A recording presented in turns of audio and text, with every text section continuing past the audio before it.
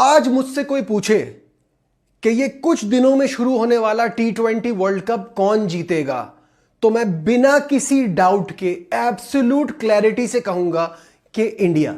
This is Najibul Hasnain, honestly speaking.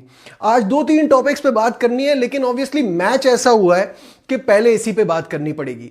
और मुझे बहुत सारे मेरे पाकिस्तानी भाई कमेंट्स में आके लिखते हैं कि यार पता नहीं क्या मजबूरी है कि इंडियन टीम की इतनी तारीफ करते हैं। ये बिला वजह की तारीफ है। आज गेम देखा है, किसी को भी क्रिकेट की समझ होगी ना, वो बोलेगा कि इंडियन टीम अनदर लेवल पर खेल रही है। वो बोलेगा कि कोई मुकाबला ही नहीं है दुनिया की किसी टीम का। वो बोलेगा कि 200 रन प्लस चेस करने का प्रेशर क्या होता है, या सामने वाली टीम की धमाकेदार बैटिंग को जल्दी आउट करना किसे कहते हैं, ये इंडियन टीम को पता ही नहीं है। अगर आपको गेम समझ में आता है ना, तो वो जो 99 टू 2009-2010 की वनडे में ऑस्ट्रेलिया टीम थी, उसको आप सिर्फ कंपेयर कर सकते हैं आज की T20 की इस इंडियन टीम से। कोई नहीं रुकता, हर बॉल दे मार 4.5, हर दूसरी तीसरी बॉल बाउंड्री के पार। भाई क्या गेम है। और वो जो बॉक्सेस टिक करने थे ना, वो ऑटोमेटिकली ऐसे सही तरीके से हुए हैं। शुभमन गिल के बाहर जाने से, ईशान किशन के अंदर आने से। पिछले गेम में ईशान जब जल्दी आउट हुए तो लोगों को कुछ डाउट हुआ, मुझे नहीं, मैं ऑन रिकॉर्ड हूं। आप लोगों को याद होगा कि मैं ये कह चुका हूं कि ईशान किशन जैसा प्लेयर जो कि इनकी टीम का परमानेंट मेंबर नहीं होता, हमारे सारे विकेट कीपर्स एक तरफ है, वो एक तरफ है। नहीं बात कर रहा मैं संजू की, नहीं बात करता मैं केएल राहुल की, नहीं बात करता मैं पंत की। ईशान किशन इन सारे ऑप्शन से बेहतर है, इसलिए मेरे लिए कोई सरप्राइज नहीं आज जो वो खेला है। जिस तरह से उसने मार धाड़ की है ना, आज तो एक गलत फहमी हम सबकी दूर हो गई, इंक्लूडिंग माई सेल्फ, कि मैं सोचता था कि आप अभिषेक शर्मा को जल्दी आउट करो और फिर मजे करो, क्योंकि वो गेम को साइड पे लगा देता है। उसकी विकेट ले लो, आप इंडिया को पकड़ सकते हो। 6 रन पे 2 विकेटें गिरी हुई थी। संजू सैमसन, अभिषेक शर्मा कुछ भी नहीं कर पाए, और उसके बावजूद इतनी आसानी से 209 रन किए हैं। तौबा है, क्या बला है भाई ये टीम। ईशान किशन ने रन किए, कोई डाउट नहीं था।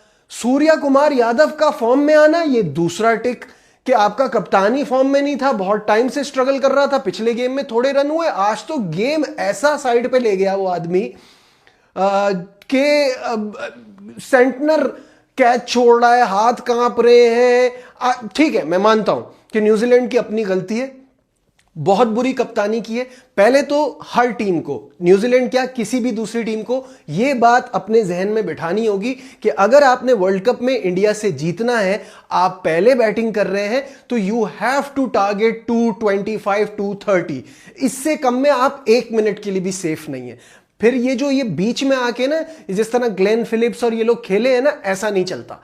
आपने आना है और ठीक ठाक बड़े स्कोर की तरफ जाना है। मिचेल सेंटनर के रन ना होते ना एंड में जाके, तो ये लोग ये मैच और बुरी तरह से हारते। क्या स्कोर होता, 175-180 इंडिया के सामने। It would have been a joke, मजाक लगता अगर आप इस स्कोर पे जाते। तो आप देखें ना, अगर 27 बॉल पे 47 जो मिचेल सेंटनर ने किए हैं, अगर वो ना होते तो क्या होता भाई। मैं तो कहता हूं शुरू से देखें, 43 पर पहली विकेट गिरी थी 3.2 ओवर में, किस स्पीड से जा रहे थे ये।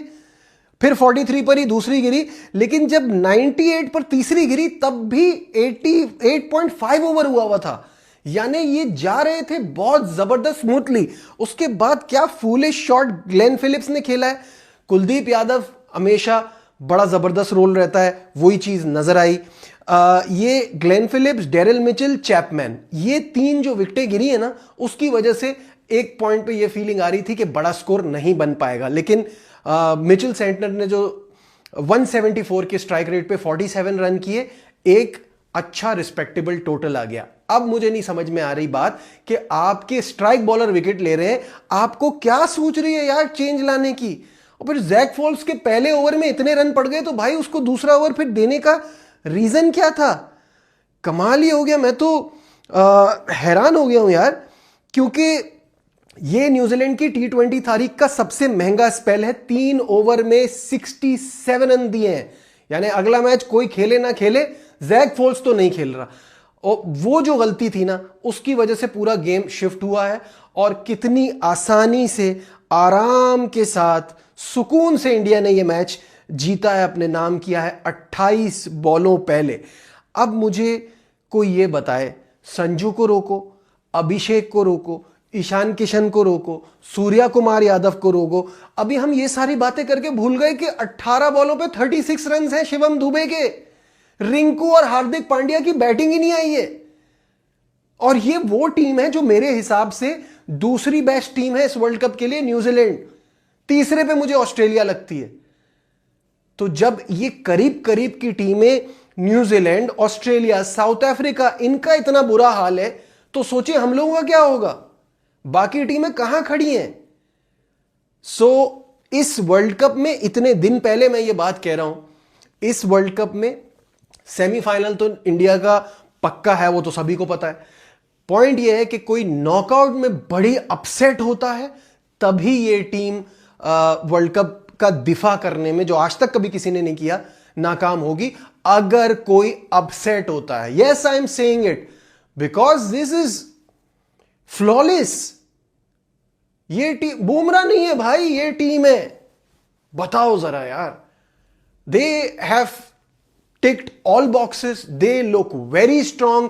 इनकी बैटिंग देख के मुझे फीलिंग आती है जैसे बचपन में मैं EA स्पोर्ट्स गेम नहीं खेलता था प्ले स्टेशन पे, वैसे लगता है कोई मजाक हो रहा है, चीट कोड लगाया हुआ है, मारे ही जा रहे हैं, मारे ही जा रहे हैं, कोई रुक ही नहीं रहा। पता नहीं क्या सीन है। एक हमारा हाल है, क्या मैं आपको बताऊं, हमारी टीम अनाउंस हो गई है पाकिस्तान की। हम इंतजार कर रहे थे कि पाकिस्तान की टीम अनाउंस होगी ऑस्ट्रेलिया और वर्ल्ड कप के लिए, लेकिन पाकिस्तान ने वो जो उनको टाइम मिला हुआ ICC की तरफ से, उसका पूरा फायदा उठाते हुए सिर्फ अभी पाकिस्तान ने अपनी 16 रुकनी स्क्वाड का ऐलान किया है for the 3 T20 international against Australia. ये हमारी तैयारी की फाइनल सीरीज है, जिसमें सलमान अली आगा, अबरार अहमद, बाबर आजम, फहीम अशरफ, फखर जमान, ख्वाजा नाफे, मोहम्मद नवाज, मोहम्मद सलमान मिर्जा, मोहम्मद वसीम जूनियर, नसीम शाह, साहबजादा फरहान, साइम अयूब, शाहीन शाह अफरीदी, शादाब खान, उस्मान खान और उस्मान तारिक शामिल है। तो एज एक्सपेक्टेड हारिस रऊफ नहीं है, यानी हमने बिग बैश को तो काउंट ही नहीं किया है ना, क्योंकि जिसकी परफॉर्मेंस थी उसको हमने लिया नहीं है, और जिसकी परफॉर्मेंस नहीं थी यानी कि बाबर आजम, उनको हमने बुला लिया है। ये मार्क वॉ के स्टेटमेंट के बाद कि इनको ड्रॉप किया जाएगा, ये नेशनल ड्यूटी याद कैसे आई। एक तो ऐसी पट्टी बंधी हुई है ना, रन बॉल के प्लेयर पे हम T20 है, कह रहा हूं भाई वनडे टेस्ट का अच्छा प्लेयर है, मेरी कोई पर्सनल थोड़ी है। मैं तो ये क्रिकेट, आज की क्रिकेट देख के आप लोगों को एहसास नहीं हो रहा कि बाबर आजम ना उस तरीके का प्लेयर है, ना वो अब सीख सकता है। उसने डिसाइड कर लिया है कि वो नहीं सीख सकता, और हम लगे हुए हैं king king king king king. किस बात पे यार। वहां आम लड़के जिनके पीछे लोग लगे हुए दरवाजा खटखटा रहे कि हमारी सिलेक्शन होनी चाहिए, वो एक मैच नहीं चलता दूसरे में करते हैं, और ऐसे करते हैं जैसे आज ईशान किशन ने किया है।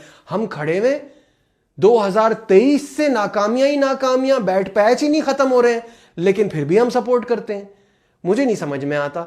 पाकिस्तान टीम में एक और प्लेयर है जिसके ऊपर बहुत बात हो रही है कि नसीम शाह टीम में क्यों है। एक्चुअली आपने दो प्लेयर्स को जो बिल्कुल ही इग्नोर किया है ना, मुझे लगता है बहुत बड़ी नाइंसाफी है। अगर अब्बास आफरीदी इंडिया में होता ना, तो वो दूसरा हार्दिक पांड्या तैयार कर रहे होते। जमान खान को सारी दुनिया मान रही है कि वो डेथ में क्या बॉलिंग कराता है, हमें पता नहीं क्यों वो नहीं पसंद है। हमारे पास सुफियान मुकीम का ऑप्शन था, वो हमने लिया नहीं। हमने बहुत सारे प्लेयर्स को बिला वजह में डिस्कार्ड किया है, जाया किया है।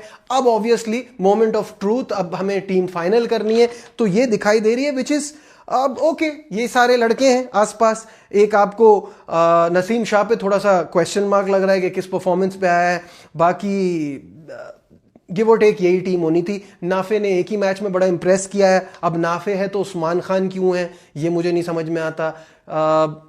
बस कोच को लगता है कि वो स्पिनर्स को बहुत अच्छा खेलता है, इस बात पे वो टीम में है। तो लेट्स सी, ये पाकिस्तान का स्क्वाड है। आप स्क्वाड के बारे में क्या सोचते हैं कमेंट्स में ज़रूर बताइएगा। अच्छा, अब आ जाते हैं हम आखिरी टॉपिक पे। एक तो मुझे समझ नहीं आता, ये जो टिकटॉक पे हमारी वीडियो लगाते हैं लोग, वो क्या सोच के लगाते हैं। उनको कॉन्टेक्स्ट पता होता है, देखने वाले को पता होता है, नहीं होता। जो मेरा दूसरा चैनल है गेम प्लान, उसमें मैं और बासित भाई और कामरान अकमल होते हैं। तो बासित भाई ने वो प्लेयर्स के साथ फ्रॉड वाली स्टोरी सुनाई, और कामरान अकमल और मैं इन एलिमेंट ऑफ सरप्राइज हम लोग कह रहे थे क्या बातें कर रहे हैं यार।